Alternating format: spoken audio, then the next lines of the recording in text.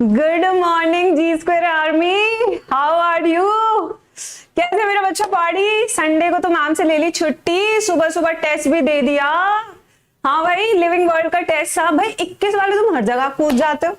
23 वालों का टेस्ट है, 21 वाले टॉप कर रहे हो और 23 वाले बच्चे मुझे शिकायत कर मैम ये क्या है। मैंने कहा बेटा यही चलेगा, 21 वाले बच्चे कुछ नहीं छोड़ेंगे, कुछ भी नहीं छोड़ेंगे। इनका काम ही यही है कि बस जहां देखी टेस्ट सीरीज जाकर उछल के दे आओ।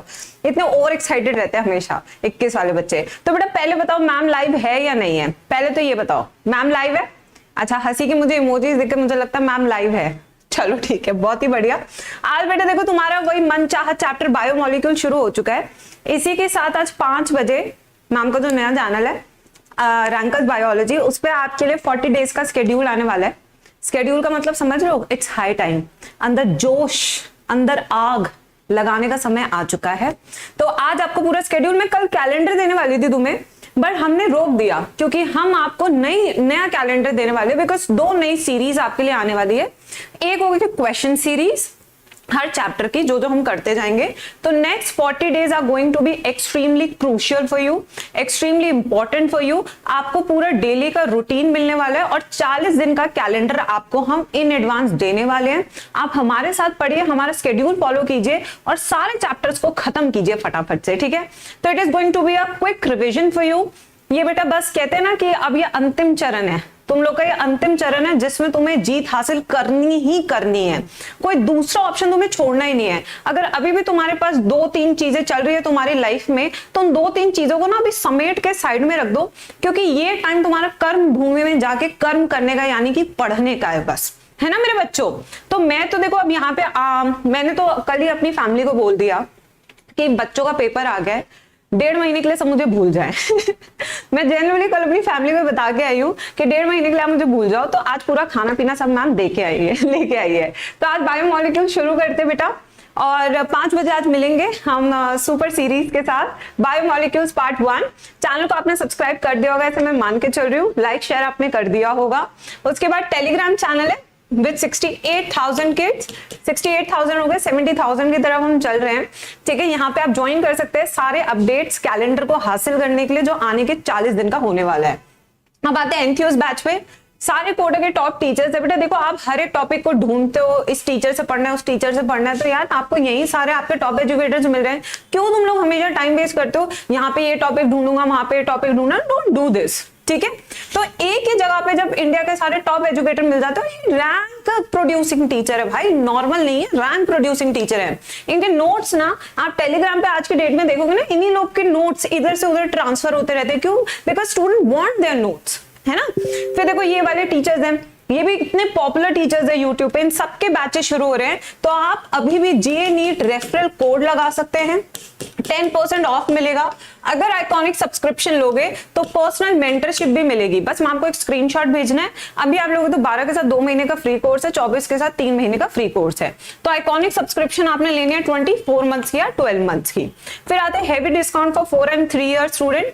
कॉम्बैट हर संडे 11 o'clock कॉम्बैट का पेपर होता है, जिसमें आप स्कॉलरशिप भी ले सकते हैं।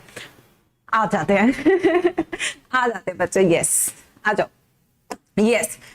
चलिए स्टार्ट करें, आज का टॉपिक शुरू करें। क्या कहती है जी स्क्वायर आर्मी? यस। बेटा बायो का स्केड्यूल मैं दे दूंगी 40 दिन का, और आपको पता है मैम जो प्रॉमिस करती है हमेशा निभाती है। मैं अपना आज से 40 दिन का पूरा स्केड्यूल सुबह से लेकर शाम तक का तुम्हें दे दूंगी। और यही नहीं, आज देखना तुम्हारे लिए एक ऐसी वीडियो आने वाली है ना, तुम कहोगे मैम रॉक कर दिया, मौज कर दिया आपने। यस, चलो आ जाओ। Now there is a wide diversity in living organism, है कि नहीं है? कितनी डाइवर्सिटी है जल्दी से बता दो चैट सेक्शन में। कितने हम खोज चुके हैं, मेयर ने कितने एस्टिमेट किए थे? तो आप जब तक बताएंगे आंसर मैम आगे की लाइन पढ़ती है। Now a question that arises in our mind is all our living organism made up of same chemicals. क्या हम सब एक ही केमिकल से बने हैं? तो आपका आंसर होगा यस, है ना? आंसर क्या होगा बेटा आपका? यस, ठीक है। Now you have learned in chemistry, chemistry में आपने जरूर पढ़ा होगा कि एलिमेंटल एनालिसिस इज परफॉर्म, ठीक है? 7.5 बिलियन बोल रहे हो, ओए होए, ये तो एस्टिमेटेड वैल्यू थी। If we perform such an analysis on a plant tissue, animal tissue, microbial paste, we obtain a list of elements like carbon, hydrogen, oxygen and several others and their respective content per unit mass of a living tissue. If the same analysis is performed on a piece of earth's crust as an example non-living matter, we obtain similar list. तो ये line क्या बताना चाहते हैं? ये line ये बताना चाहते हैं कि बच्चा चाहे अपन के शरीर की बात करो या धरती की सतह की बात करो, सब एक ही चीज से बने हैं। किससे बने हैं? सब एक ही चीज से बने हुए हैं। ठीक है बच्चों, अब आगे चलते हैं। What are the differences between the two list? फिर डिफरेंस कहां है? वो नॉन लिविंग है, अपन लिविंग है। क्यों? क्योंकि लिस्ट में डिफरेंस है। ठीक है, कॉम्पोजिशन में डिफरेंस है। All the elements present in the sample of earth crust also present in a sample of living tissue. However, a closer examination reveals that the relative abundance of carbon and hydrogen with respect to other element is higher in case of living organism। यानी कि जब हम अपन की बात करते हैं तो अपन के अंदर क्या ज्यादा है बेटा? Carbon and hydrogen. तो हमारे अंदर कार्बन और हाइड्रोजन ज्यादा है एज कंपेयर टू धरती की सतह, इसलिए हम लिविंग हो जाते हैं और वो क्या हो जाती है? नॉन लिविंग हो जाती है ना बच्चों। अब आते हैं next, how to analyze chemical composition. तो स्टार्ट करें बेटा, चटनी बनाने का प्रोसेस स्टार्ट करें या ना करें? चलिए आते हैं यहाँ पे। तो मैम यहाँ पे एक ब्लैंक स्लाइड लेगी। पहले मैं चाहती हूँ सब बच्चे अपनी एनसीईआरटी में डायग्राम बनाएं और एक जगह इस पूरे पैराग्राफ को लिख लें। ठीक है, तो ये हमने लिया बीकर। सबसे पहले आपने क्या करना बेटा? चूहा। आपने क्या लेना? चूहा। ठीक है, चूहा लिया आपने, चूहे को पकड़ा, उसे ऐसे प्यार से आपने सिलाया, उसको लेटा दिया। लेट जा मेरे चूहे। ठीक है, फिर जैसे ही वो लेट जाएगा, अब उसका क्या करना है? स्किन पकड़ना है, टक टक टक टक टक टक काट के खोल देना है। जैसे आप खोल देंगे, अंदर लिवर मिलेगा, पैनक्रियास मिलेगा, कुछ भी मिलेगा। ठीक है, तो आप मान लो कि हमने यहाँ पे लिवर ले लिया। तो जब हमने लिवर लिया तो उसके ऊपर खून वगैरह सब लिपटा रहता है। ठीक है, तो अब जब हम लिवर लेंगे तो सबसे पहले उसे सलाइन वाटर से वॉश करेंगे। क्या करेंगे बेटा? सलाइन वाटर से वॉश करेंगे। अब क्या करना है? इसकी ना चटनी बनानी है। पैसल मोर्टार कहते हैं उसे। क्या कहते हैं? इमाम दस्ता। क्या कहते हैं मेरे बच्चा? इमाम दस्ता। अब लिवर के अंदर हम मिलाने वाले हैं ट्राइक्लोरो एसिटिक एसिड। क्या मिलाने वाले हैं? Trichloro acetic acid. एनसीईआरटी में लिखा हुआ है ये। अब सवाल उठता है कि ट्राइक्लोरो एसिटिक एसिड ही आपने क्यों लिया? क्यों लिया? क्योंकि ये सेल को तोड़ने वाला है। जब सेल टूटेगा तभी तो सारे कंपोनेंट्स बाहर आएंगे ना। So this acid is responsible for lysis of cell. Responsible for lysis of cell. ठीक है, अब इन दोनों को आपने पैसल मोर्टर में लेना है, इमाम दस्ते में लेना है और उसके बाद चटनी बनानी है। चटनी का नाम है स्लरी। क्या नाम है बच्चों? स्लरी नाम है। ठीक है, चटनी सब खाएंगे ना? एक बार बता दो चैट बॉक्स में। चलो ठीक है, अब ये हमने स्लरी ली। अब स्लरी को यहाँ पे छानना है और छानने के लिए यहाँ पे सबसे पहले हमने क्या लगाया? Muslin cloth. क्या लगाया बेटा? Muslin cloth. ये कॉटन का बहुत ही पतला कपड़ा हो सकता है, मलमल का कपड़ा हो सकता है। ठीक है, उसके बाद जब हमने यहाँ पे स्लरी डाली, क्या डाली बच्चों? यहाँ पे हमने स्लरी डाल दी है। ये रही स्लरी। जब हमने यहाँ पे स्लरी डाली तो कुछ चीज छन जाएगी, कुछ चीज छनेगी नहीं। तो जो चीज नहीं छनेगी वो यहां रह जाएगी, जो चीज छन जाएगी वो यहां आ जाएगी। तो जो चीज छन के नीचे आ गई उसको हम क्या बोलते हैं? Acid soluble pool. क्या बोलते हैं मेरे बच्चों? उसको एसिड सॉल्युबल पूल। वहीं पे जो ऊपर रहेंगे फिर उसको क्या बोलेंगे बच्चों? इसको हम बोलेंगे एसिड इन सॉल्युबल पूल। इसे क्या बोलेंगे? Acid insoluble pool. तो जो चीज ऊपर रह जा रही है उसके लिए अंग्रेजी नाम क्या यूज कर रहे हैं संप्रीता? हम रिटेंटेट। क्या यूज कर रहे हैं? रिटेंटेट। जो चीज नीचे फिल्टर होके आ गई है उसके लिए शब्द हम यूज कर रहे हैं फिल्ट्रेट। क्या यूज कर रहे हैं? फिल्ट्रेट। इसके अलावा यहाँ पे जो चीज है उसका साइज बड़ा है, उसका साइज आकार में क्या है मेरे बच्चों? बड़ा है। तो वो बड़े आकार के साइज को हम क्या बोलेंगे? Bio macro molecules. क्या बोलेंगे? Bio macro molecules. वहीं पे जो छुटका छुटका नीचे आ जाएगा उसको क्या बोलेंगे? Bio micro molecules.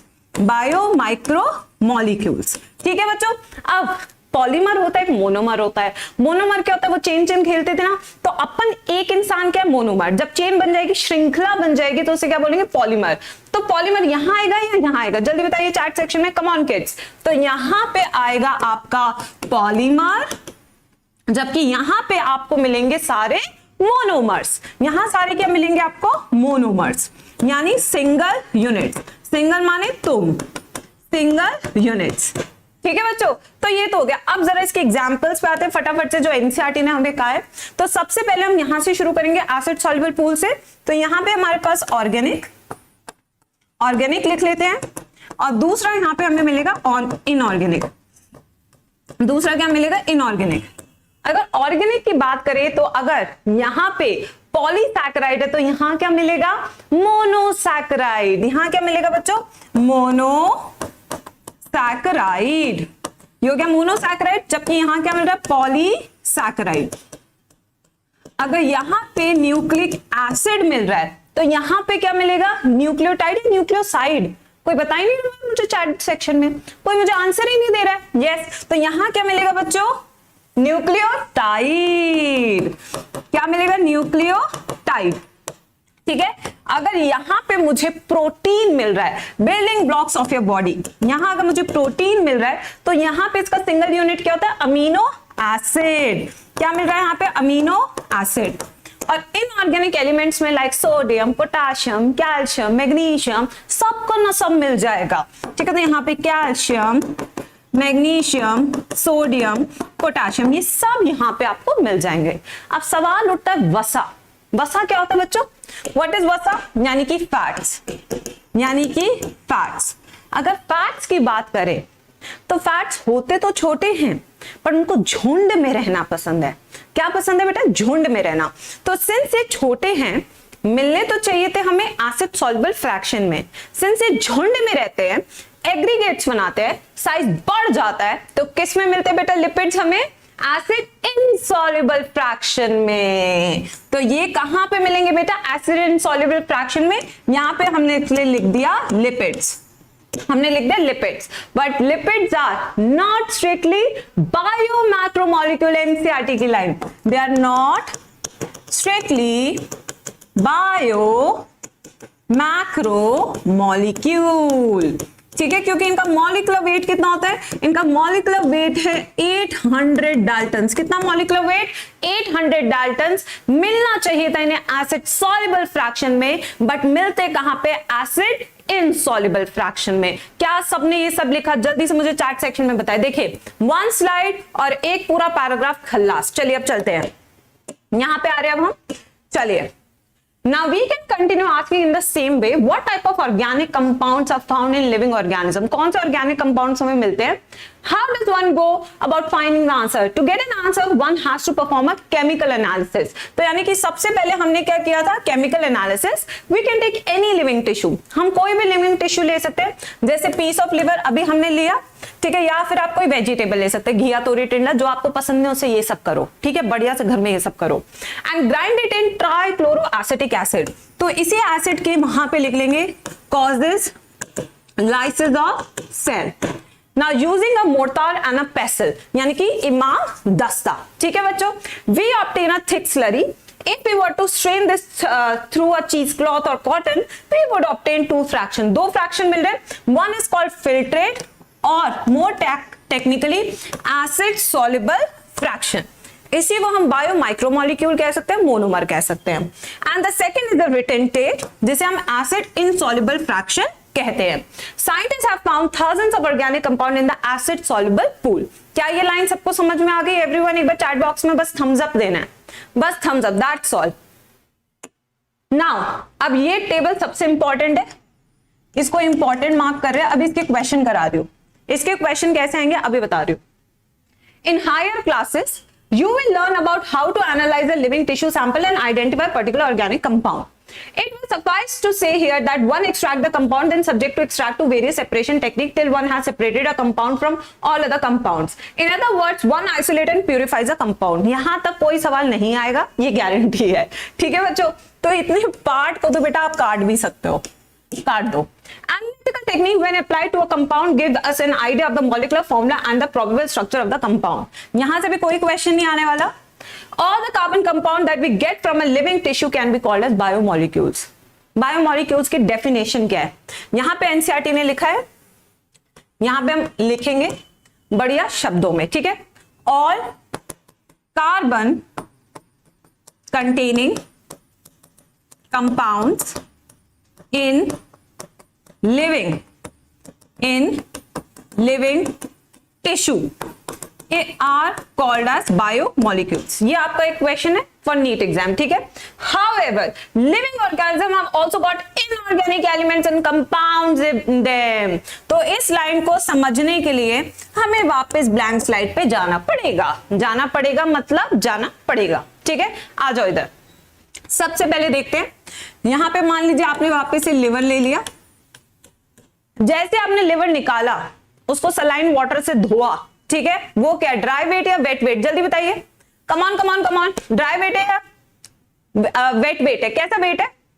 Wait wait, यानी कि फ्रेश वेट। इवेपोरेशन, यानी कि आपने उसे छोड़ दिया रख के। जैसे आपने उसे छोड़ दिया रख के, पानी उड़ गया, अब वो सूखा हो गया, कमजोर हो गया, ठीक है। अब जो ये लिवर है वो सूखा हुआ लिवर है, सूखा लिवर। अब सूखा लिवर क्यों है? क्योंकि पानी ना उड़ गया है, पानी क्या है ना, उड़ गया है। तो ये वेट क्या आपका, ड्राई वेट। ये हो जाएगा आपका ड्राई वेट। अब क्या है, सूखा है, इसमें आग लगा देंगे। जैसे आप अपने एक्स की फोटोज पे ऐसे धुआं कर देते हैं ना, बिल्कुल वैसे ही बच्चों।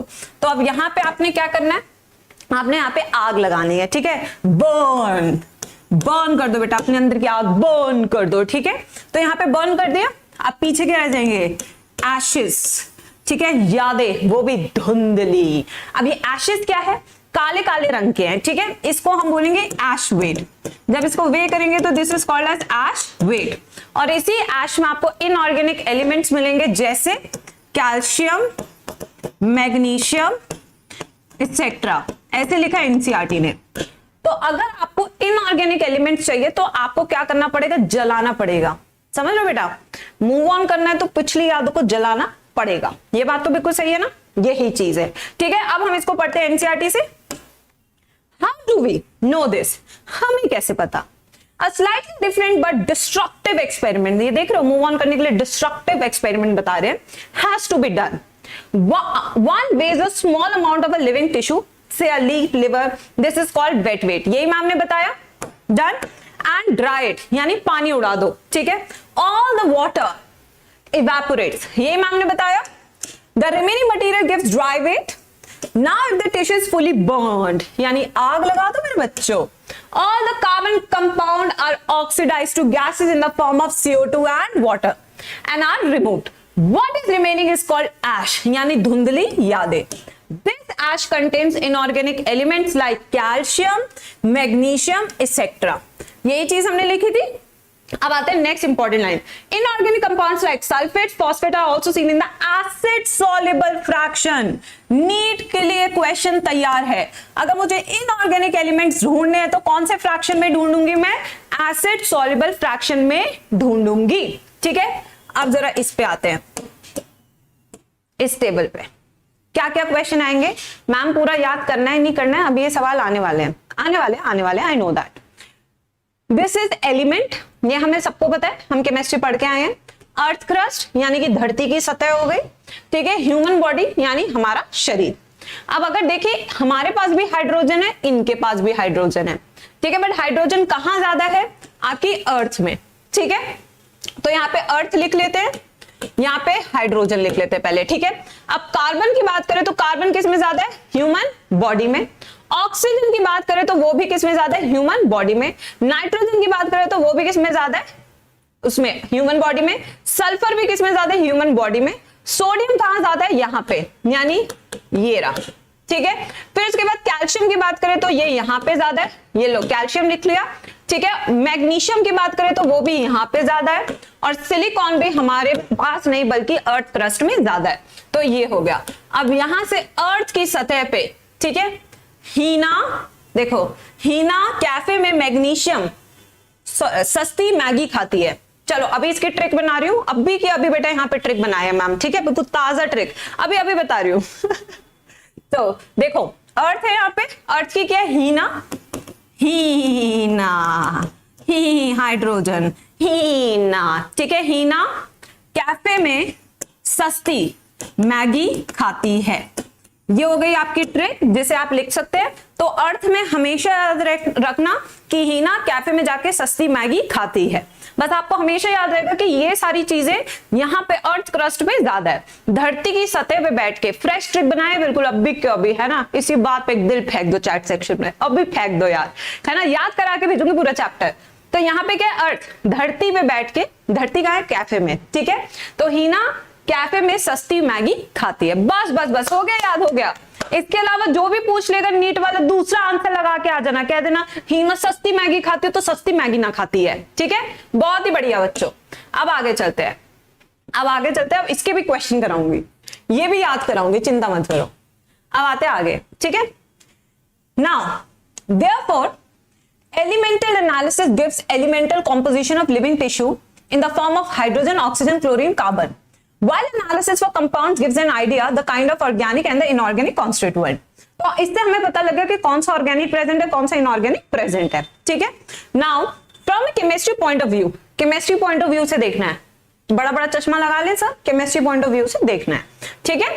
One can identify functional groups like, अगर आप केमिस्ट्री पढ़े तो आपको पता होगा कि इसके पास एल्डिहाइड ग्रुप है यानी CHO, कीटोनिक शुगर है यानी C double bond O, aromatic compounds खुशबू, जैसे आंटी कई बार आपने देखा होगा लिफ्ट से निकलते तो खुशबू हो जाती है, ऐसा लगता है आंटी मजा आ गया, यस, ठीक है। तो बाई वाली कंपाउंड्स, खुशबू ना वाले। Now but from a biological, अब मैम की नजरों से देखना है आपको, ठीक है, मैम की बड़ी बड़ी नजरों से देखना है आपने। Biological point of view we shall classify them into amino acid, nucleotides and fatty acid. तो हमारी आंखों से ये तीन चीजें हैं, अगर आप केमिस्ट्री वाली आंखों से देख रहे हो तो ये इस तरीके से हम बांट देंगे, ठीक है बच्चों। अब आते जरा इस टेबल पे, पहले टेबल को करेंगे फिर आगे जाएंगे, ठीक है। A list of representative inorganic constituent of living tissue, कौन कौन सी चीजें लिविंग टिश्यू में होती है। चलिए बेटा बहुत इंपॉर्टेंट है, इसके फंक्शन आप लोग मुझे बताएंगे, पूरी ह्यूमन फिजियोलॉजी में तुम्हें पढ़ा चुके, सोडियम कहां कहां यूज होता है, चलिए जल्दी चैट सेक्शन में, कम ऑन बच्चों, सोडियम कहां कहां यूज होता है। तो अगर सोडियम की बात करें तो ये यूज होता है ऑस्मो रेगुलेशन में, ऑस्मो रेगुलेशन में, प्लस ये यूज होता है for generation of action potential, सही है मैम यहाँ पे, ठीक है। अगर पोटेशियम की बात करें तो potassium opening of stomata, opening of stomata में यूज होता है, ठीक है, ह्यूमंस के अंदर जनरेशन ऑफ एक्शन पोटेंशियल, ठीक है। फिर आते हैं कैल्शियम, अगर कैल्शियम की बात करें तो ये हाइट बढ़ाने के काम आता है, कॉम्प्लेन में क्या सिर्फ कैल्शियम है, ठीक है, तभी तो वो दावा करते हैं हम सिर्फ हाइट बढ़ाएंगे, इसके अलावा हमारा कोई मतलब नहीं है। तो यहाँ पे क्या है, कैल्शियम है, तो कैल्शियम क्या करेगा, सबसे पहले तो बेटा ये हेल्प करेगा ट्रांसमिशन ऑफ नर्व इंपल्स, तो ये नर्व इंपल्स को आगे भेजने में भी काम आता है, मसल कॉन्ट्रैक्शन में भी काम आता है, ठीक है। फिर आते हैं मैग्नीशियम, मैग्नीशियम का काम क्या होता है, दो राइबोसोमल यूनिट्स को साथ रखना, दो राइबोसोमल यूनिट्स को साथ रखना इस तरीके से, तो राइबोसोम साथ रहेगा तभी तो प्रोटीन बनेगा। फिर आते हैं वाटर, मैग्नीशियम प्लांट में कहां काम आता है, बताएं नहीं तुम चैट सेक्शन में, कहां काम आता है प्लांट में, प्लांट में कहां काम आता है, याद नहीं आ रहा मैम को, बताइए क्या सोच रहे हैं जी स्क्वायर अभिमन्यु, क्या सोच रहे हैं अभिमन्यु मेरे बच्चा, लाल बता जल्दी से। यहाँ पे मैग्नीशियम प्लांट में कहां काम आएगा, क्लोरोफिल, कहां काम आएगा, क्लोरोफिल में। फिर उसके बाद वाटर की बात करते हैं, वाटर तो आपको पता है जल ही जीवन है, यानी कि आपके बॉडी में हर एक सेल में नियर अबाउट 70 से 90% इट्स वाटर, ठीक है। So maximum chemical in our body, in our body, तो कोई अगर केमिकल अपन की बॉडी में सबसे ज्यादा है तो वो कौन सा कहलाएगा, आपका पानी कहलाएगा, ठीक है। शगुन हो गया, चलो कोई नहीं, ये तो होता रहता है, पार्ट ऑफ लाइफ। अब आते हैं कंपाउंड्स, NaCl नमक होता है, नमक स्वाद अनुसार होता है, याद रखना, ठीक है। कैल्शियम कार्बोनेट यानी कि इससे आपके दांत का इनामल बनता है, इनामल, ठीक है। तो यहां पे लिख देती हूं मैं enamel plus dentine plus bone, तो जितने भी आपकी बॉडी के हार्ड पार्ट्स हैं उन सब में कैल्शियम कार्बोनेट होगा। फिर आता है phosphate and then we have sulphates, तो यहाँ पे अलग अलग चीजें, फॉस्फेट कहाँ यूज होगा, आपके न्यूक्लियोटाइड्स में, न्यूक्लियोटाइड्स में यूज हो सकता है, ठीक है। तो इस तरीके से इन सबके हमने फंक्शंस भी कर लिए जैसे आपको फटाफट याद रहे। अब हम यहाँ से चैप्टर शुरू कर रहे हैं, तो सब बच्चे यहाँ से अटेंटिव हो जाए क्लास में। Amino acid, now when I से अमीनो एसिड, क्या ये वाटर सॉल्युबल है, ठीक है। अच्छा वंस वर्ड, यस। चलो अमीनो एसिड वाटर सॉल्युबल है, फैट सॉल्युबल है, क्या है? जल्दी से एक बार चैट सेक्शन में बताएंगे चार में, नो नॉटीनेस। यस, तो अगर अमीनो एसिड की बात करें, वाटर सॉल्युबल मतलब जल घुलनशील, फैट सॉल्युबल मतलब वसा घुलनशील। किस में घुल रहे हैं? ये पोलर होते हैं, नॉन पोलर होते हैं तो क्या होते हैं? तो सबसे पहले बच्चे लिखेंगे अमीनो एसिड्स के ऊपर कि ये वाटर सॉल्युबल होते हैं। वाटर सॉल्युबल का मतलब है ये पोलर होते हैं। क्या होते हैं ये? पोलर। ये दो वर्ड्स लिख लो। Organic compounds containing an amino group and an acidic group, substituents of the same carbon, the alpha carbon. Hence, they are called alpha amino acid. They are substituted methanes. There are 4 substituent group occupying the 4 valency position. चलिए बेटा, अब NCERT की जो बातें हैं उसको बढ़िया से एक चित्र के रूप में लिखते हैं। ठीक है बच्चों, आ जाओ। कार्बन है, ये कार्बन आप सब पढ़े, ये अल्फा है। क्यों है ये अल्फा? मैं बताती हूं। क्योंकि यहां पे एक कार्बोक्सिलिक ग्रुप है, ये कार्बोक्सिलिक ग्रुप है, यहां पे आपका अमीनो ग्रुप है, ये दो फिक्स है। इसके अलावा जो चीज फिक्स होती है वो होती है हाइड्रोजन। तो यानी 3 चीजें ऐसी है जिसे तुम चाह के भी जिंदगी में कभी हिला नहीं सकते। ठीक है, और यहां पे आ गया आपका आर ग्रुप। अब इस आर ग्रुप के बेसिस पे different type of amino acid बनेगा विद डिफरेंट प्रॉपर्टी बनेगा। अब डिफरेंट कैसे बनेगा? इसकी फिजिकल प्रॉपर्टी भी अलग होगी और इसकी केमिकल प्रॉपर्टी भी ना अलग होगी। ठीक है, मान लीजिए, आपको मानना है, ठीक है, कि अगर ये आर ग्रुप के पास कुछ इस तरीके से है, मान लीजिए, तो इस पूरे अमीनो एसिड के पास कितने कार्बोक्सिलिक ग्रुप है? जल्दी बताइए चैट सेक्शन में। यस, जल्दी बताइए, कम ऑन किड्स। एक एक चीज आपने आज बिल्कुल गौर से देखनी है। अगर आप देखें यहाँ पे इसके पास COH है, यहां COH है, तो 2 हो गए। तो यहां पे एसिड ज्यादा हो गया और बेसिक कम हो गया। तो इस तरह के अमीनो एसिड को बोलते हैं हम एसिडिक अमीनो एसिड। क्या बोलते हैं ऐसे को? Acidic amino acid. Acidic amino acid होगा, उसके एग्जांपल फेंकिए चैट सेक्शन में। एग्जांपल क्या है इसका? Glutamic acid and aspartic acid. Aspartic acid, ठीक है। तो ये हो गया एसिडिक अमीनो एसिड्स। अब आते हैं नेक्स्ट पे। मान लीजिए यहां पे कुछ इस तरीके से है, कुछ इस तरीके से है आपका, तो यहां पे NH2 कितने हो गए? 2 हो गए। तो यानी इस वाले अमीनो एसिड का बेसिक कंटेंट ज्यादा हो गया और एसिड कम हो गया। तो ऐसे अमीनो एसिड को हम क्या बोलेंगे? Basic amino acid. क्या बोलेंगे ऐसे को? Basic amino acid. Example written in 12th class NCERT in DNA packaging. Yes, lysine plus arginine. Lysine plus arginine दोनों ही किस में यूज होते हैं? डीएनए पैकेजिंग में यूज होते हैं। ये दोनों किस में यूज होते हैं? हिस्टोन प्रोटीन बनाने में। और ये किस में यूज होता है? डीएनए पैकेजिंग में। डीएनए पैकेजिंग में यूज होता है। ठीक है मेरे बच्चों, ये समझ में आया। अब आते हैं नेक्स्ट। अब मैं फिर से, अब देखो गेम खेलेंगे। मैम स्ट्रक्चर बनाएगी, आपको पहचानना, उसके एग्जाम्पल बताने हैं। ठीक है, 2 मैम ने बता दिया, अब आप करेंगे। थोड़ा सा रिवाइज करेंगे, खुद से भी बेटा थोड़े एफर्ट्स करते होते हैं ना हमेशा, है ना। चलिए, अब मैम यहां पे बना रही है स्ट्रक्चर, अब आप पहचानना बेटा, ठीक है। चलिए,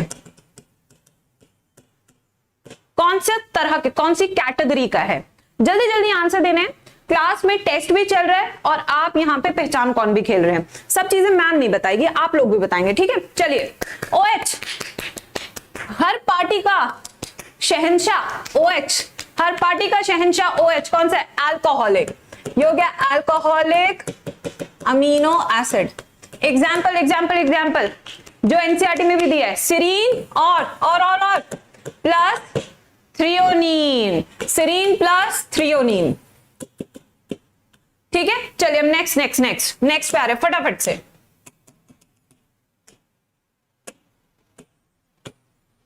कौन सा अमीनो एसिड है? कौन सा?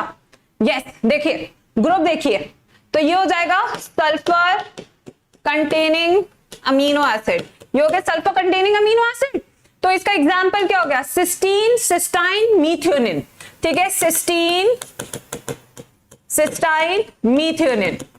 मीथियोनिन।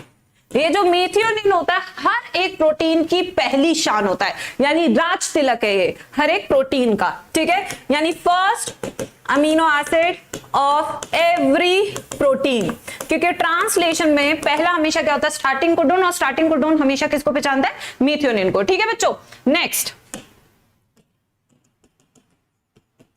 नेक्स्ट नेक्स्ट नेक्स्ट नेक्स्ट पहचान कौन,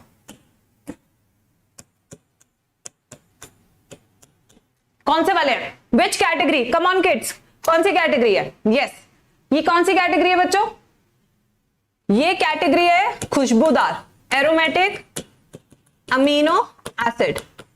एरोमेटिक अमीनो एसिड है क्योंकि इसके पास बेंजीन रिंग है, एरोमेटिक रिंग है। और ये जो एरोमेटिक अमीनो एसिड है इसके एग्जांपल क्या है, अच्छा मैं बताती हूं फिर आप आंसर बताना। हिंट, ये वो अमीनो एसिड है जो कैटेकोलामाइंस बनाता है, यस। देखो मैं आंसर, मैंने एक पर्टिकुलर तुम्हें हिंट दिया है, सोचो कि नीट तुमसे ऐसे ही क्वेश्चन पूछ रहा है, ये कैटेकोलामाइंस बनाते हैं। अब सबसे पहले तो नालायकों को यही नहीं पता होगा कि कैटेकोलामाइंस क्या होता है, ठीक है, यही भूल गए होंगे।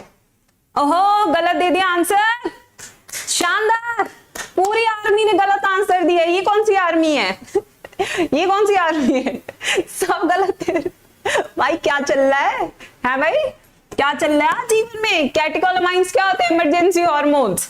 क्या होते हैं ये, इमरजेंसी हार्मोन्स, यानी एपिनेफ्रिन, नॉरएपिनेफ्रिन, ठीक है। इसके अलावा जो होता है वो डोपामिन होता है। तो ओहो पलटू आर्मी, टायरोसिन, टायरोसिन हो गया, ठीक है। नेक्स्ट इसका एग्जांपल वो है जिससे ऑक्सिन बनता है, the amino acid which helps in the formation of auxin.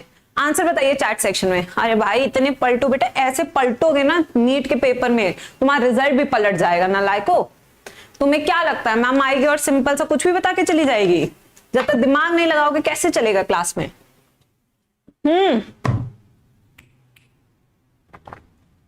तो जो ऑक्सिन बनाता है वो होता है ट्रिप्टोफैन।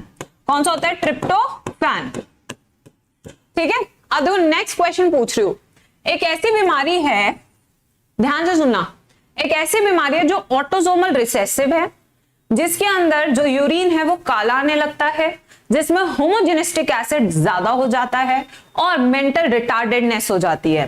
कौन सी है वो बीमारी और उसमें कौन सा है अमीनो एसिड जो ज्यादा हो जाता है। देखिए दो चीजें पहचान कौन, यस कम ऑन बच्चों। द बीमारी का नाम है PKU, phenyl ketonuria, autosomal recessive है, और इसके अंदर जो हार्मोन जो अमीनो एसिड ज्यादा हो जाता है विच कॉजेस मेंटल रिटार्डेडनेस, वो कौन सा बेटा आपका, यस फिनाइल एलानिन। कौन सा है, फिनाइल एलानिन। और जो एंजाइम काम नहीं करता वो कौन सा है, फिनाइल एलानिन हाइड्रोक्सिलेज, ठीक है। बहुत बढ़िया बेटा, कीप इट अप, ये वाला सही आंसर दिया। अब नेक्स्ट पे आएंगे, चलिए नेक्स्ट पे आ रहे हैं। Yes this is a structure, इसका बस मुझे एग्जांपल बता दो, वो सेमी एसेंशियल होता है। हिंट मैंने आपको दिया है, सेमी एसेंशियल होता है। पहचान कौन, इसके पास इम्यूनो रिंग होती है, ये एक तरह का अमीनो एसिड नहीं इम्यूनो एसिड है। क्या है, एक तरह का इम्यूनो एसिड। एग्जाम्पल क्या है इसका, सेमी एसेंशियल, जिससे हिस्टामीन बनता है। तो आंसर क्या हो गया, हिस्टेडीन। क्या हो गया आंसर, हिस्टेडीन, ठीक है बच्चों। ये सारी चीजें हो गई है। अब चलते हैं हम अपनी एनसीईआरटी पे। चलिए अब फाइनली एनसीईआरटी पे आ रहे हैं। अच्छा तो यहां देखते हैं, दे आर सब्स्टिट्यूटेड मीथेन, ये हमने समझ लिया क्योंकि मीथेन का फॉर्मूला क्या होता है, CH4। There are 4 substituent group occupying the 4 valency. These are hydrogen, एक हाइड्रोजन होगा, एक कार्बोक्सिल ग्रुप होगा, एक अमीनो ग्रुप होगा एंड अ वेरिएबल ग्रुप। इस वेरिएबल ग्रुप को हम आर ग्रुप कहते हैं। क्या कहते हैं इस वेरिएबल ग्रुप को, R group. Now based on the nature of R group, there are many amino acids. However, those which occur in proteins are only of 20 types. तो हमारे पास जो हैं अमीनो एसिड वो कितने तरह के बच्चों, 20 टाइप्स के होते हैं, इससे ज्यादा हमारे पास नहीं है। Now the R is these proteinaceous amino acid could be hydrogen. अगर हाइड्रोजन हो गया तो उसका नाम हो जाएगा ग्लाइसिन, अगर मिथाइल ग्रुप हो जाएगा तो नाम हो जाएगा एलानिन, हाइड्रोक्सी मिथाइल हो जाएगा तो नाम हो जाएगा आपका serine. So 3 of the 20 are shown in the figure. चलिए अब डायग्राम बनाएंगे, पहचान कौन।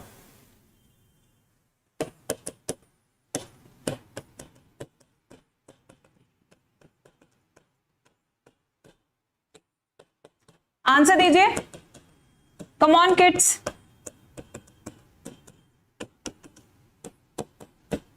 Out of the two which shows optical activity, इन दोनों में से कौन सी ऑप्टिकल एक्टिविटी दिखाता है? कौन ऑप्टिकल एक्टिविटी शो करेगा? यस बच्चों, कौन ऑप्टिकल एक्टिविटी शो करेगा? नाम बताना अमीनो एसिड का। बिल्कुल सही आंसर दिया बच्चों ने। ये आपका कार्बन है, कार्बन के पास 4 डिफरेंट ग्रुप्स हैं।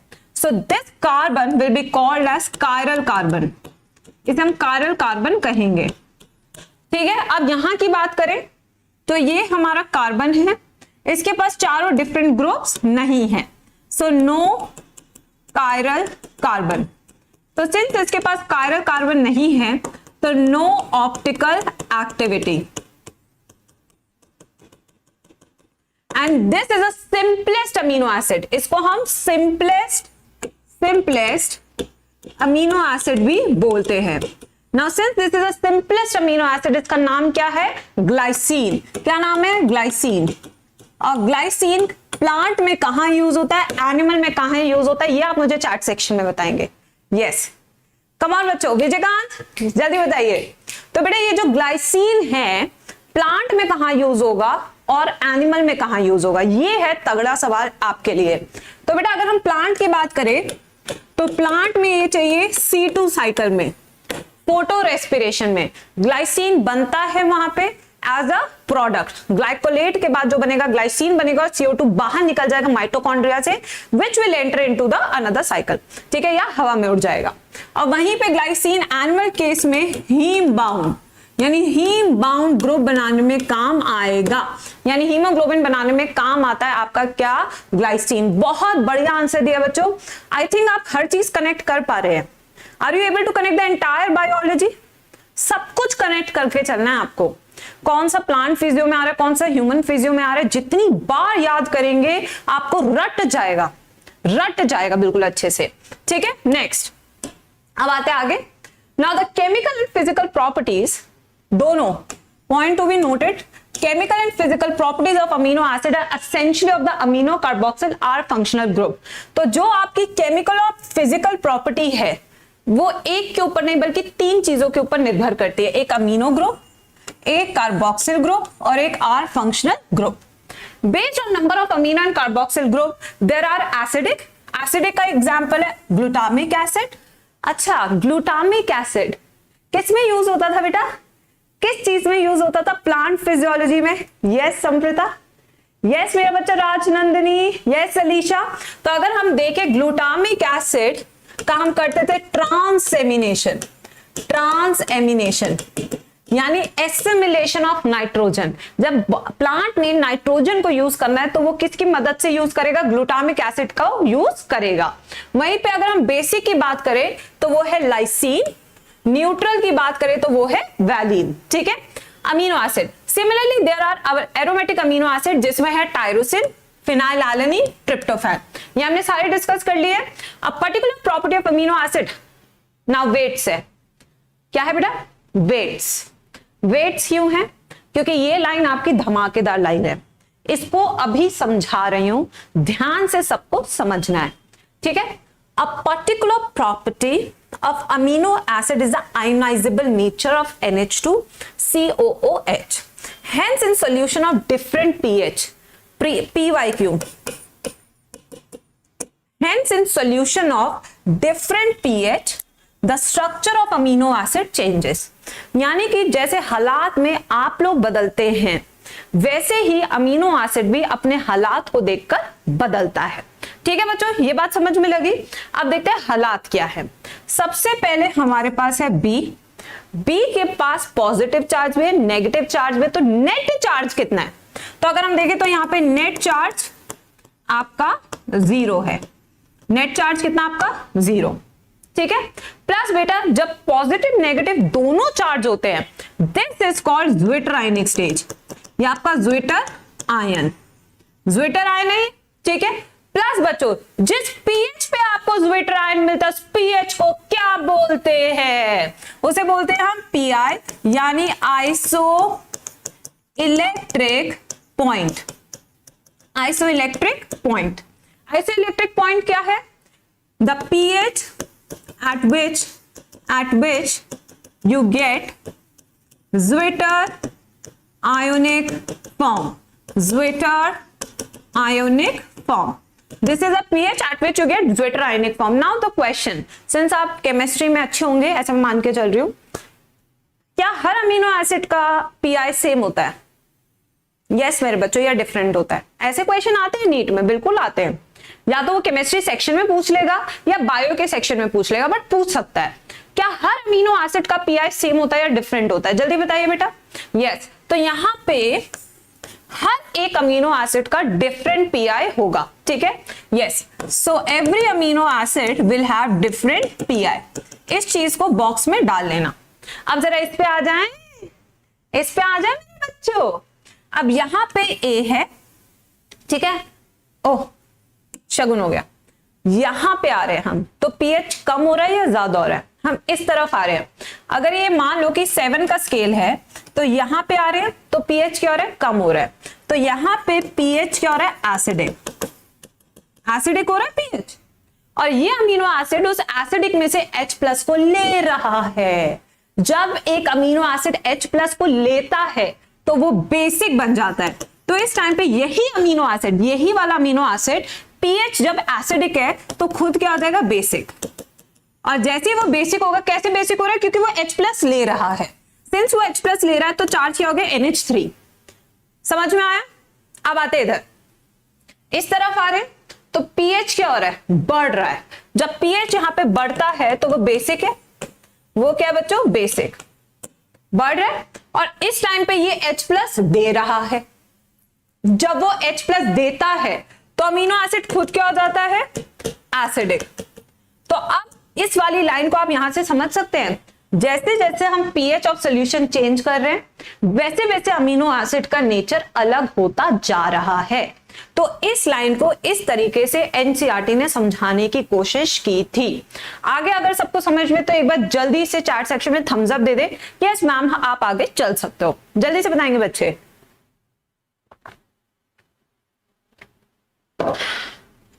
चलिए, lipids are generally water insoluble. जो लिपिड्स होते हैं वो वाटर इनसॉल्युबल होते हैं। वाटर इनसॉल्युबल का मतलब क्या है? लिपिड्स नॉन पोलर है, एट द सेम टाइम ये फैट सॉल्युबल है। एट द सेम टाइम ये क्या है? फैट सॉल्युबल है, ठीक है। They could be simple fatty acid. ये सिंपल फैटी एसिड हो सकता है। सिंपल फैटी एसिड का मतलब क्या है? जिसके अंदर सिर्फ और सिर्फ क्या है? आपकी कार्बन और हाइड्रोजन है। तो सिंपल फैटी एसिड का मतलब सब सामने लिखेंगे, कंपाउंड कंटेनिंग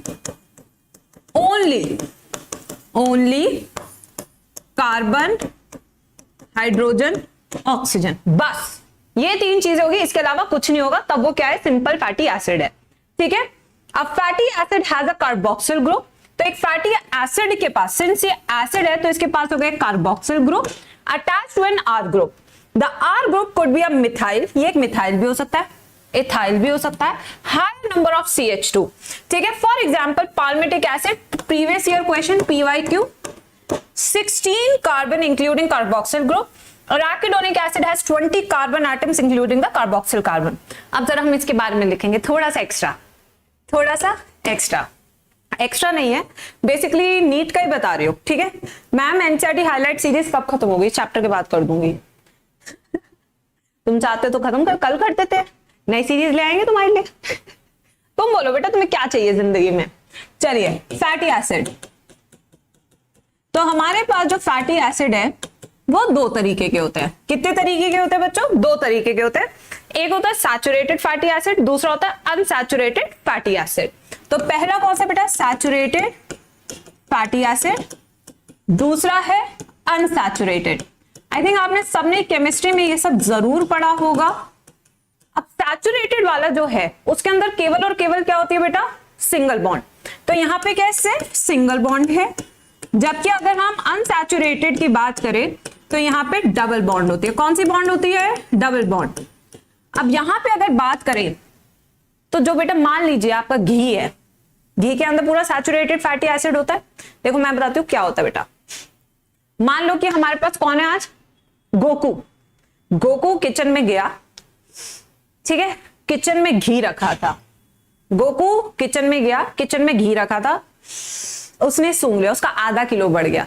तुम्हें पता है, यस क्या है बेटा, उसका आधा किलो बढ़ गया। उसका आधा किलो क्यों बढ़ गया, जैसे गोकू गया, क्योंकि उसमें क्या था, घी था। और घी क्या होता है, सैचुरेटेड फैटी एसिड। तो यानी कि उसका मेल्टिंग पॉइंट क्या होगा, ज्यादा होगा या कम होगा। उसका मेल्टिंग पॉइंट क्या होगा मेरे बच्चों, yes come on in the chat box. यहाँ पे उसका मेल्टिंग पॉइंट क्या होगा, ज्यादा है। तभी तो बेटा वो हर टाइम जमा रहता है, ठीक है। यस बच्चों, गोकू के साथ ऐसा हो जाता है। और वहीं पे ये ऑयल्स होते हैं तो इसका मेल्टिंग पॉइंट क्या होगा, कम होगा। ये हमेशा लिक्विड स्टेट में रहते हैं। अब इसके एग्जाम्पल की बात करें, we have palmitic acid. Okay, सांबा कितने कार्बन होते हैं including carboxylic group, including carboxylic group कितने कार्बन होते हैं, 16। स्टेरिक एसिड, यस कितने कार्बन होते हैं, यस कितने कार्बन होते हैं इंक्लूडिंग कार्बोक्सिलिक ग्रुप, 18। फिर आता है अराकिडिक एसिड। देखो एनसीईआरटी ने अराकिडोनिक लिए है ना, हम अराकिडिक लिख रहे हैं, यहाँ पे ध्यान से देखना है। इसमें कितने होते हैं, 20 अमीन, 20 कार्बन इंक्लूडिंग कार्बोक्सिलिक ग्रुप, ठीक है। अब आते हैं इस पे अनसैचुरेटेड फैटी एसिड। यहां पे आपके पास दो कैटेगरी है, एक का नाम है फूफा जी, एक का नाम है मूफा जी, ठीक है। यस, मुंह फुलाने वाले फूफा जी, ठीक है। हर शादी में आपने देखा होगा बुआ के हस्बैंड का अक्सर मुंह फूल जाता है, क्यों पता नहीं, ये तो वही जाने। तो मुंह फुलाने वाले फूफा जी, मूफा एंड फूफा। मूफा की फुल फॉर्म क्या है बेटा, यस जल्दी से बताएंगे, मोनो अनसैचुरेटेड फैटी एसिड। और ये क्या है, पॉली अनसैचुरेटेड फैटी एसिड। तो मोनो क्या है, मुंह फुलाने वाले हैं, ठीक है। मोनो मतलब सिंगल, इनके पास सिंगल डबल बॉन्ड होती है स्ट्रक्चर में, ठीक है। यहाँ पे क्या है, सिंगल डबल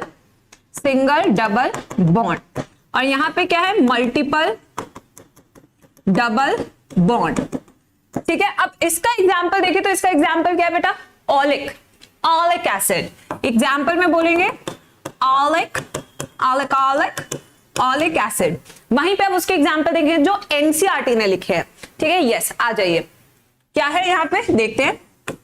पहला है लिनोलिक एसिड, दूसरा है लिनोलेनिक एसिड, और तीसरा है अराकिडोनिक एसिड।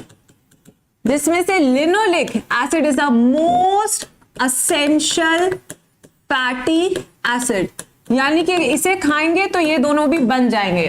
तो अब क्या होती है, सर्दी आती है, मान लो सर्दी आ गई, हमारी शुभांगी पहले से मोटी है, हमारी शुभांगी तंदुरुस्ती की पहचान है। मान लो शुभांगी वैसे हमारी पतली सी है, कोई नहीं, चलो मान लो मैं, ठीक है, तंदुरुस्ती है पूरी भर भर के, ठीक है।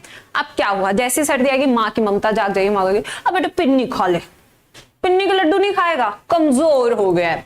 भाई दुनिया कमजोर नहीं बोल रही, दुनिया कह रही थोड़ा कम कर खाना, बट माँ का प्यार तो माँ का प्यार होता है। माँ क्या कहती है, बेटा पिन्नी का लड्डू खा ले, कमजोर हो जाएगा, आजा आजा आजा मैं खिलाती हूँ, एक सुबह और एक शाम, और तंदुरुस्ती रहेगी बरकरार, ठीक है। तो उस पिन्नी के लड्डू में ऐसा क्या है, सर्दियों में आपकी स्किन क्या होती है, ड्राई हो जाती है ना, बिल्कुल। तो ड्राई हो जाती है तो मम्मी कहती है पिन्नी का लड्डू खा ले, पिन्नी का लड्डू लगा ले।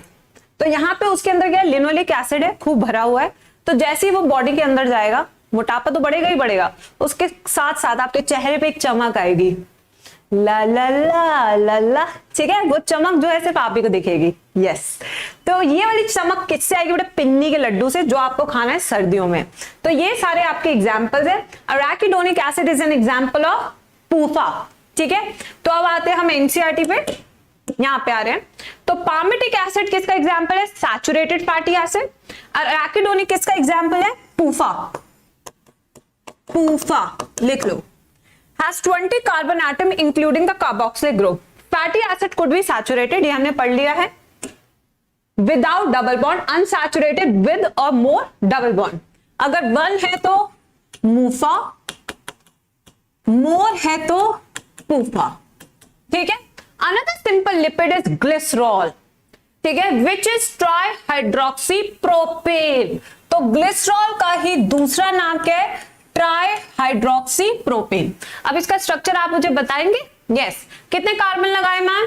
हाइड्रोक्सी प्रोपेन है तो 1 2 3, ठीक है, ये हो गया OH OH OH। फिर आता है आपका H2H H2। This is a structure of glycerol और ट्राई हाइड्रोक्सी प्रोपेन। तो ग्लिसरॉल बोलो या ट्राई हाइड्रोक्सी प्रोपेन बोलो, बात एक ही है, ग्लिसरॉल या ट्राई हाइड्रोक्सी प्रोपेन। अब आते हैं नेक्स्ट पे, many lipids have both glycerol and fatty acid. जब एक लिपिड के पास ग्लिसरॉल और फैटी एसिड दोनों होते हैं, ठीक है, यस, दोनों होते हैं, तो उन्हें हम बोलते हैं न्यूट्रल फैट्स। क्या बोलते हैं उनको बच्चों? न्यूट्रल फैट्स, यस, या सिंपल फैट्स या ट्रू फैट्स। ट्रू फैट्स यानी सच्चे फैट।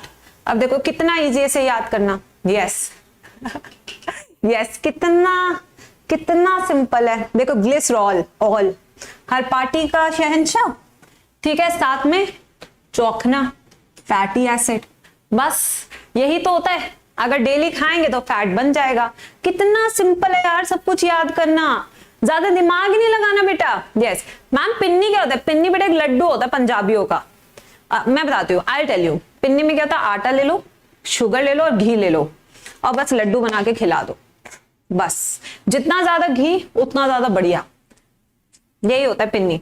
बाकी मुझे आता नहीं बनाना मेरे साथ। और ड्राई फ्रूट्स भी होते होंगे, अगर आप अमीर है तो यार ड्राई फ्रूट्स भी होंगे। यस, वो तो आपको पता होगा बेटा। चलो आ जाओ। तो ये क्या बेटा? ये देखो ग्लिसरॉल फैटी एसिड, तो दोनों को मिलकर मोटापा बढ़ता है, यानी कि ट्रू फैट, सच्चा साथी बनेगा तुम्हारा इसके बाद, ठीक है। अब आते हैं, here the fatty acids are found esterified with glycerol. अब जरा इसका स्ट्रक्चर बनाने का टाइम आ गया बेटा। एनसीईआरटी कह रही है स्ट्रक्चर बनाओ बनाओ बनाओ। तो यहां पे सबसे पहले हम ग्लिसरॉल बनाएंगे, सब मेरे साथ ग्लिसरॉल बनाएंगे और स्ट्रक्चर बना के मैम को बताएंगे कि हाँ ऐसा ही बना है या ऐसा नहीं बना है, ठीक है। तो ये क्या हमारा ट्राई हाइड्रोक्सी प्रोपेन, यानी कि ये ग्लिसरॉल है, ये आपका ग्लिसरॉल है, प्लस हमने यहाँ पे CH3 CH2 COH। बेटा कौन सा एसिड बनाया मैम ने? पहचानना जरा।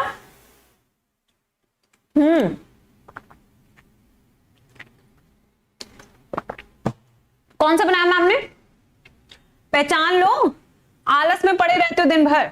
यस, तो ये क्या है? पाल्मिटिक एसिड, ये आपका पाल्मिटिक एसिड, ये पाल्मिटिक एसिड हो गया। अब आते हैं, अब पानी उड़ाएंगे। क्या उड़ाएंगे? पानी। डिहाइड्रेशन होता है ना बेटा, है ना, सब वॉशरूम भाग जाते हैं तुरंत से। देखो सब कुछ रियलिटी है, सब कुछ बॉडी ने सब बता रखा है।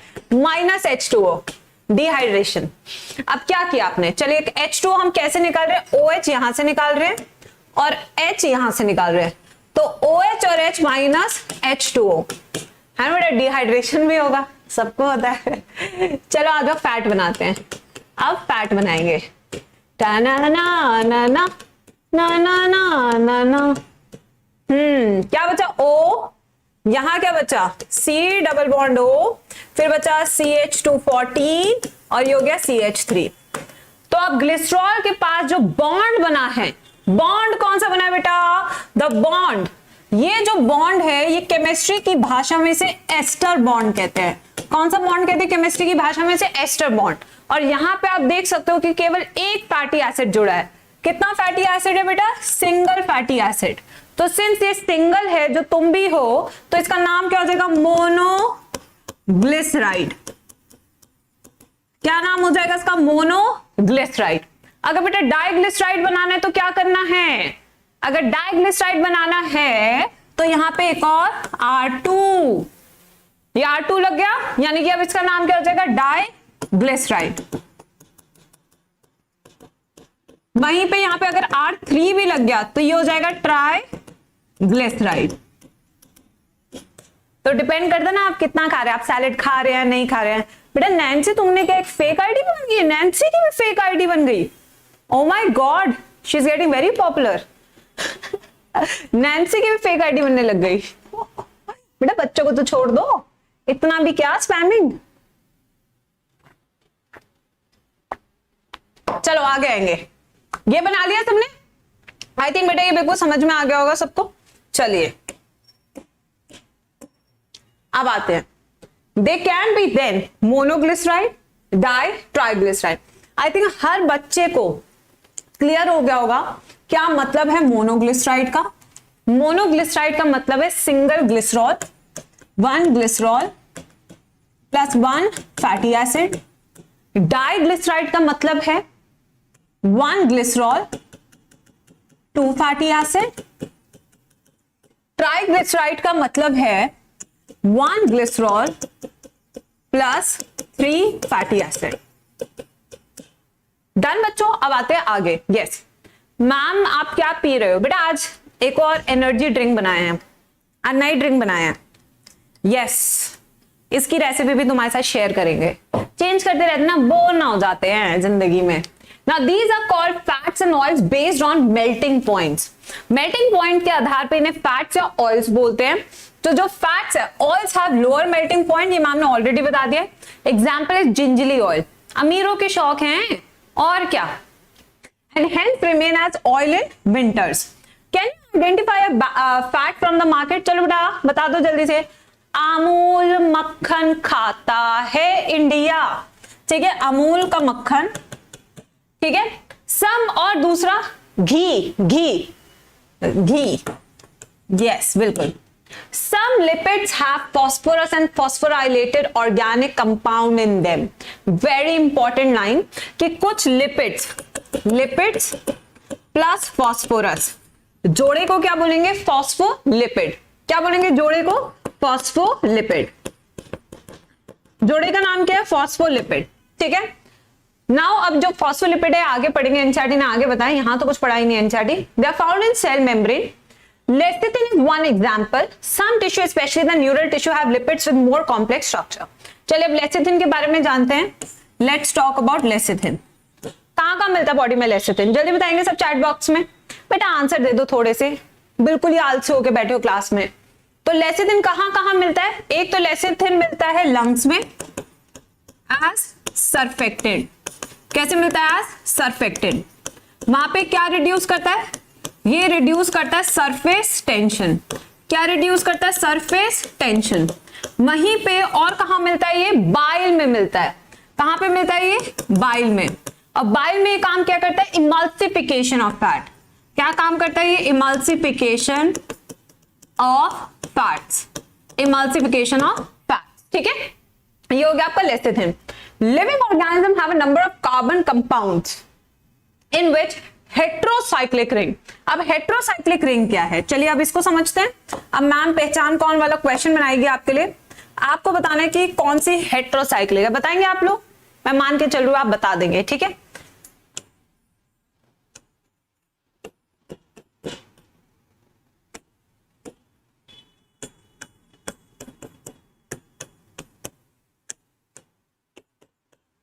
कौन सी इनमें से हेट्रोसाइक्लिक है? चलिए जल्दी बताइए चैट सेक्शन में।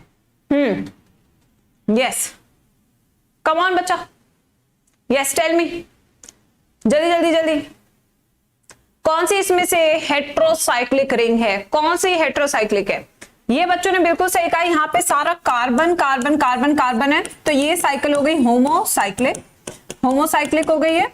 वहीं पे अगर यहां पे देखे तो कार्बन कार्बन कार्बन नाइट्रोजन, तो यहां पे दो चीजें रिंग में, तो ये वाली रिंग हो गई हेट्रोसाइक्लिक, ये हो गई हेट्रोसाइक्लिक, ठीक है। तो अब आई थिंक आपको हेट्रोसाइक्लिक का मतलब पता लग गया होगा। ऐसी रिंग्स जिसमें कार्बन के अलावा ऑक्सीजन भी हो सकता है, नाइट्रोजन भी हो सकता है, ठीक है बच्चों। Now some of these are nitrogen bases like adenine, guanine, cytosine, uracil, thymine. Adenine DNA में भी, आरएनए में भी, ये भी DNA RNA, cytosine DNA RNA, uracil RNA, thymine आपका डीएनए।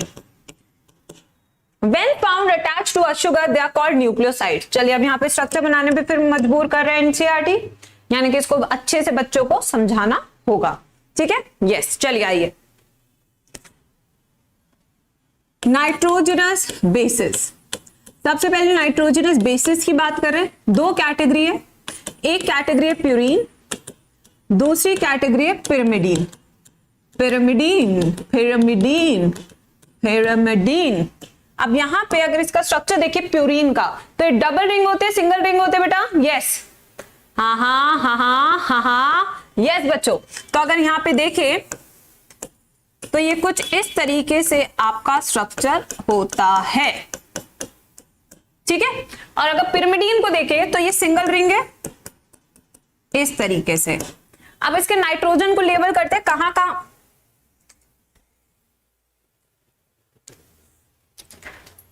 कोई नहीं बेटा,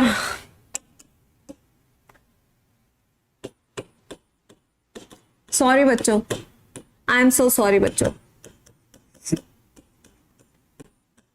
यस बच्चों, सॉरी, आई एम सॉरी।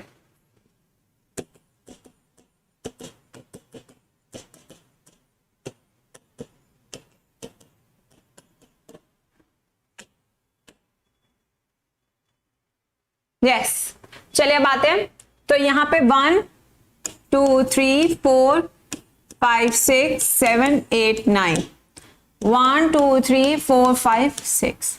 तो position of nitrogen, nitrogen position मतलब कुछ गलत हो गया है तो सांत्वना देने की जगह हंस रहे हैं।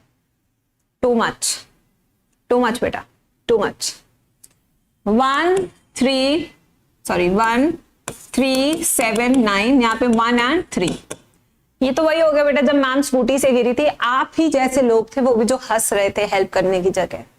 यस बिल्कुल, यस। थैंक यू विजयकांत बेटा, थैंक यू विजयकांत। इतनी भारी भारी अंग्रेजी आ रही है चैट सेक्शन में। एग्जाम्पल बता दो एग्जाम्पल बता दो। Adenine and guanine, adenine and guanine. और पिरिमिडीन का क्या है बेटा? Yes, cytosine, uracil and thymine. तो ये सारे इसके एग्जाम्पल है। तो आपको ये सब नाइट्रोजन की पोजीशन भी पता होनी चाहिए, एग्जाम्पल भी पता होने चाहिए, ठीक है। अब आते हैं, यस, अब आते हैं nucleoside. Structure of nucleoside. Nucleo का मतलब बेस, एस माने शुगर, यानी शुगर प्लस बेस, ठीक है। तो चलिए शुगर बनाते हैं। अब आइए, शुगर मैम बना रही है, कौन सी बनाओ? राइबोस बनाओ या हेक्सोस बनाओ? कौन सी शुगर बनाओ? यस, जल्दी बताइए कौन सी बनाओ?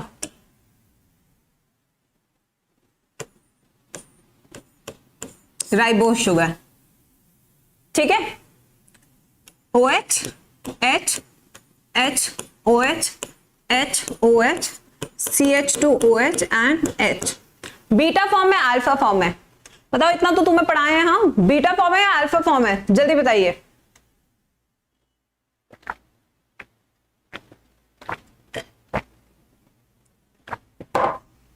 बीटा फॉर्म है, अल्फा फॉर्म है?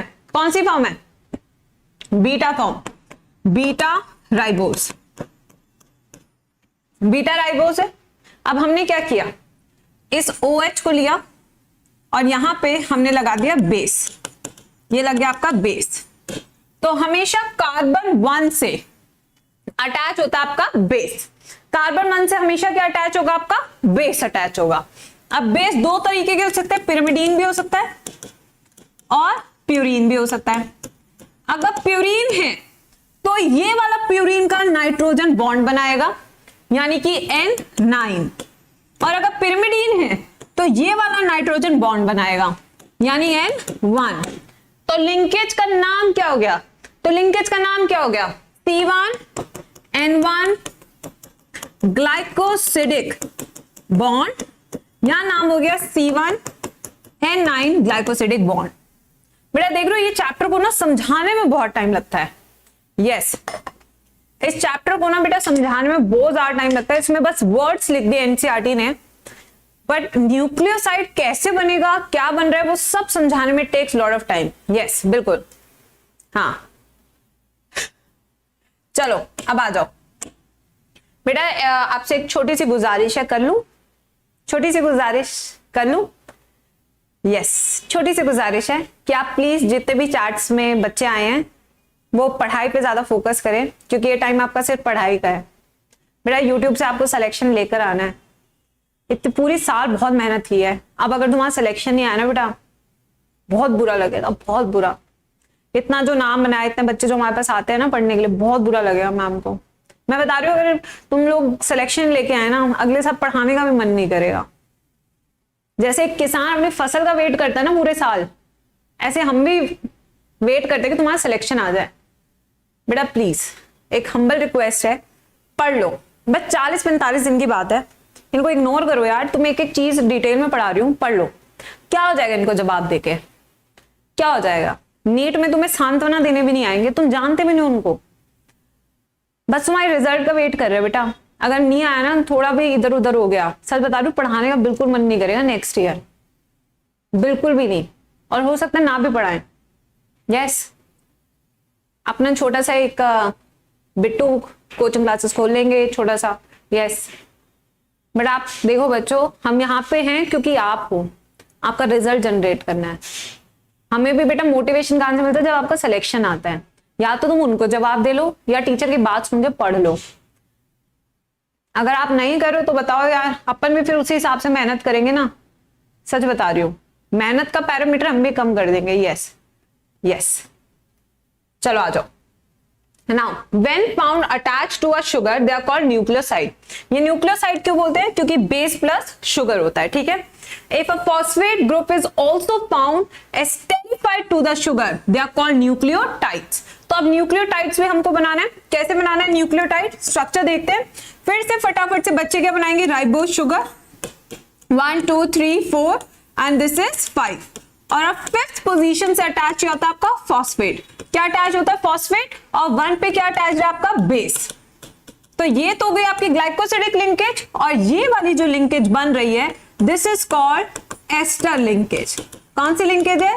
एस्टर लिंकेज यहां पे बन गई है, ठीक है बच्चों। तो ये एस्टर लिंकेज हो गई और ये ग्लाइकोसिडिक लिंकेज हो गई। इस पूरे स्ट्रक्चर को हम क्या बोलेंगे?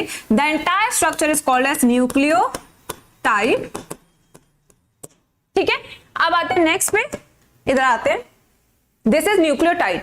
एडिनोसिन, अब मैं यहां से एक क्वेश्चन कराने वाली हूं, ध्यान से सुनना हर एक चीज को।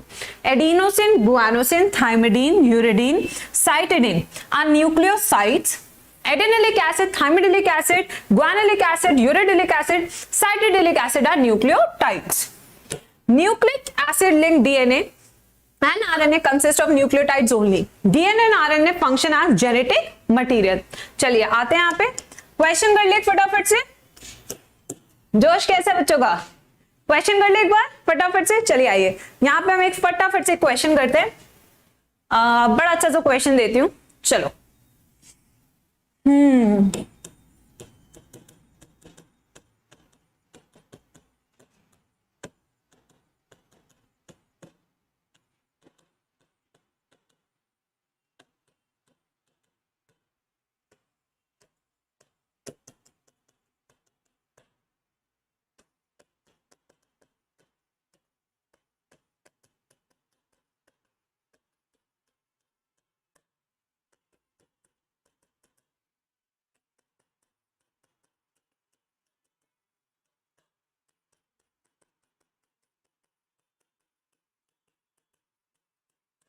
Answer in the chat section, पूरा आंसर बताइए।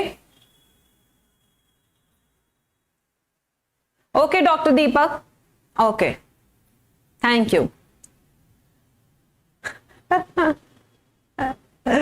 नैन्सी रॉक कर रही है आज, फेक नैन्सी रॉक कर रही है चैट सेक्शन में।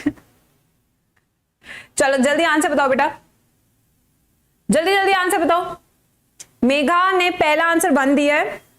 अरे भाई नंबर बताना है, नालायक को नंबर बताना है, पता नहीं क्या क्या बताई जा रहे हो। नंबर 245 का एनटी का मॉक टेस्ट पेपर है। ए का 0, अच्छा अच्छा अच्छा अच्छा, 1 0 1 2, आंसर क्या है? 0 1 2, 1 2, 1 2 का 4, my name is Lakhan, yes 0 1 1 4, अच्छा। तो चलो, how many nitrogenous base? 0, nucleoside uridine 1, nucleotide 1 2 3 4, 0 1 4। किस किसने आंसर दिया? ये चैट सेक्शन में दिल बनाएंगे। दिल बनाने में बहुत आगे हैं, सबके सब दिल बना देंगे। ये बहुत आगे है दिल बनाने में, बहुत आगे, रोक भी नहीं सकते, इतने आगे हैं। अब मैम का देखा देखा आंसर लिख दे, अब दिल बना देंगे। यस, तो बेटा आंसर क्या है यहाँ पे? 0। ये आपका सिस्टीन क्या है? Amino acid. न्यूक्लियोसाइड कितना है? A. Adenylic acid, guanosine monophosphate, adenine triphosphate, सब आपके क्या है? न्यूक्लियोटाइड है। यूरेडीन आपका क्या है? न्यूक्लियोसाइड। ठीक है, बहुत ही बेहतरीन क्वेश्चन था, इससे आपके कॉन्सेप्ट क्लियरिटी बहुत अच्छी हो जाएगी। अब आते हैं नेक्स्ट पे। Here we have all the thing जहां से क्वेश्चन आता है। तो इस पूरे के पूरे स्ट्रक्चर के ऊपर आप लिखेंगे PYQs। PYQs, इतने क्वेश्चन आ चुके हैं। चलो आ जाओ रे आ जाओ। अब आते हैं, ये ग्लूकोज है। ग्लूकोज के पास कितने कार्बन है? 6 कार्बन है। ठीक है, ये आपका राइबोज, इसके पास कितने हैं? 5 carbon. Now the thing is, ये अल्फा फॉर्म है या बीटा फॉर्म है? कौन सी फॉर्म एनसीईआरटी ने बनाई है? सिंस बच्चों ये आपकी ट्रांसफॉर्म है, और ट्रांसफॉर्म कौन सी होती है? अल्फा। ये भी आपकी कौन सी है? ट्रांसफॉर्म। तो ये भी कौन सी है? अल्फा। तो नाम क्या हो जाएगा इसका? यहीं पे इसका नाम लिख लेंगे, अल्फा डी ग्लूको पायरेनोस, और इसका नाम क्या हो जाएगा? Alpha D ribo pyranose. Pyranose क्यों लिख रहे हैं? क्योंकि प्यूरेनोस रिंग है। पायरेनोस क्यों लिख रहे हैं? क्योंकि पायरेनोस रिंग है जो 5 कार्बन से बनी है। फिर आता है अमीनो एसिड, जो ग्लाइसिन है इसके आगे लिखेंगे simplest amino acid, no optical activity. Alanine के बारे में देखेंगे तो एलेनिन सिंपल सा है। ठीक है, सीरीन क्या आपका? हाइड्रोक्सिल, यानी कि OH कंटेनिंग होता है। ठीक है, अब आते हैं नेक्स्ट पे, पाल्मिटिक एसिड। तो ये क्या है आपका? टोटल नंबर ऑफ कार्बन कितने हैं? 16। ग्लिसरॉल की बात करेंगे तो इसका नाम क्या लिखा है? Try hydroxy propane.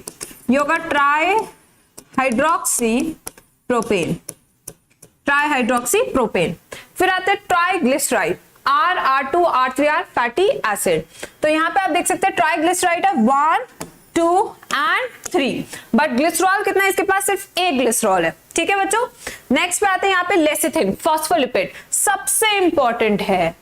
यस, ये सबसे इंपॉर्टेंट है। क्यों सबसे इंपॉर्टेंट है? देखो, ये आपका हो गया ग्लिसरॉल, ठीक है, या हो गया आपका फॉस्फेट, और ये हो गया आपका lecithin group.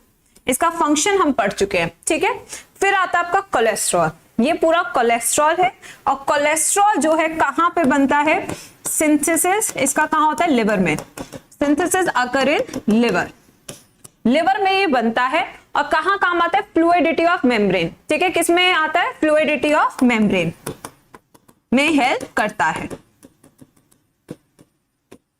Fluidity of membrane में हेल्प करता है। सबने लिख लिया? एक बार जल्दी से चैट सेक्शन में मैम को बताएंगे। कम ऑन किड्स, यस बता दो बस। ओए होए, ओहो, नेक्स्ट लेवल की बातें हो रही है भाई। इतनी बातें कैसे कर लेते हो तुम लोग? कई बार मैं ये सोचती रहती हूँ, कई बार कहां से आती है इतनी बातें तुम्हारे अंदर। और आज 1 बजे LMR और 5 बजे आज स्केड्यूल मिलेगा आने वाले 45 डेज का यूट्यूब पे। ठीक है, क्रैश कोर्स बना रहे हैं नया तुम्हारे लिए। नेक्स्ट है एडेनिन, तो ये केवल प्यूरिन है। 1 2 3 4 1 2 3 4 5 6 7 8 9, ये एडिनोसिन यानी कि शुगर प्लस बेस। ये एडेनिलिक एसिड यानी कि sugar plus base plus phosphate. फिर है यूरासिल, ये पिरामिडीन है जो केवल किस में मिलता है आपको, आरएनए में। ये न्यूक्लियोसाइड है यानी बेस प्लस शुगर। ये है, अच्छा ये है ही नहीं, ये है ही नहीं है, यहाँ पे खत्म है ही नहीं यहाँ पे। Yes yes. अच्छा केमोगेनमम आप देख रहे हो, ब्लॉक क्यों नहीं कर रहे हो बेटा? ऐसा है,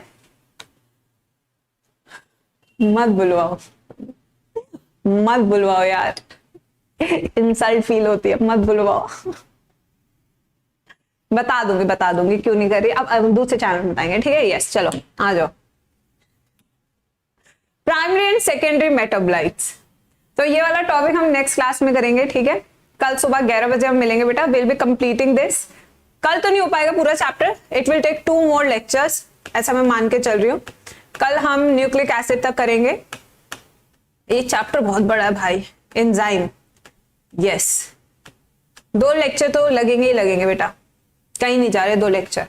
तो आज हमें 1 बजे LMR में मिल रहा है, मॉलिक्यूलर बेसिस ऑफ इनहेरिटेंस के क्वेश्चन होंगे, ठीक है? यस बिल्कुल। प्लस आज वीडियोस भी बनानी है आपकी बड़ी सारी यार, बड़ी सारी बनानी है। आज तो आज से काम पे लगना है। हमें इतना जोश आ गया कि ठीक है, तुम्हारा एग्जाम पक्का 1 अगस्त को है ना? मैं नहीं देखती सब न्यूज, आई डोंट फॉलो। पक्का 1 अगस्त को है ना तुम्हारा एग्जाम? चलो 2:45 पे आज तुम्हारा वो है मॉक टेस्ट पेपर, 2:45 पे, उसमें सबको आना है। ये नीट कोड लगा सकते हैं हम आने के लिए फ्री में। सब्सक्राइब कर सकते हैं चैनल को, लाइक शेयर कर सकते हैं। 1 o'clock अभी हम मिलेंगे कहाँ पे? अपन के नीट रैंकर्स नीट बायोलॉजी पे, ठीक है? वहां पे मिलेंगे, रैंकर्स बायोलॉजी पे मिलेंगे, वहां पे मजे करेंगे, क्वेश्चन करेंगे, ठीक है? चलो जाओ, हैव अ गुड डे।